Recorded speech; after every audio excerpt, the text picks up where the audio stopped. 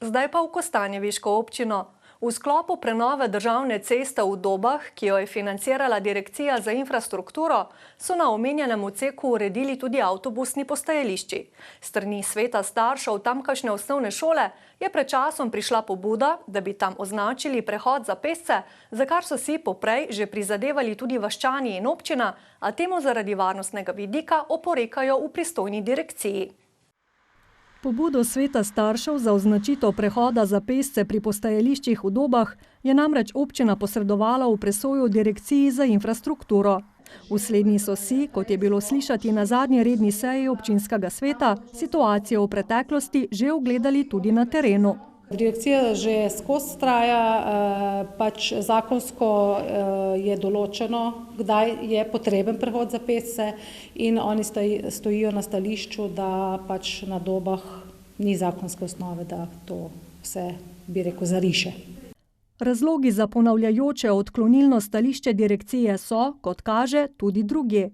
Statistika, da se največ prometnih nesreč z udeležbo pešca na državnih cestah zgodi ravno na označenih prehodih, v kar 85% primerov pa je za takšno nesrečo kriv voznik, je le eden izmed njih. Dobili smo odgovor, da se ne strinjajo s tem, ker menijo, da je pri taki hitrosti, ko se pač po tej regionalni cesti vozijo vozila, da je pozornost še slabša, in potem se pač lahko še prej pride do prometne nesreče. Kot namreč utemeljujejo v direkciji, prehodi, na katerih ni zadostne in stalne koncentracije pešcev, pogosto botrujejo zmanjšanju prometne varnosti, saj vozniki pešcem ne posvečajo ustrezne stopnje pozornosti, kar lahko privede k neupoštevanju njihove prednosti.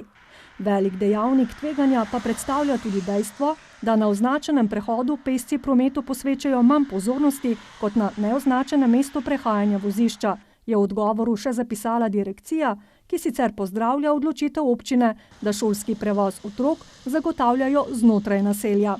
Ker mi smo za te otroke uredili, da imajo možnost s šolskim kombijem priti ravno iz razloga varnosti.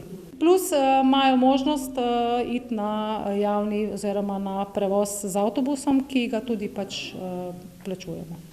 Otroke v oziroma iz šole sicer večinoma vozijo starši ali sorodniki, je bilo še slišati v razpravi.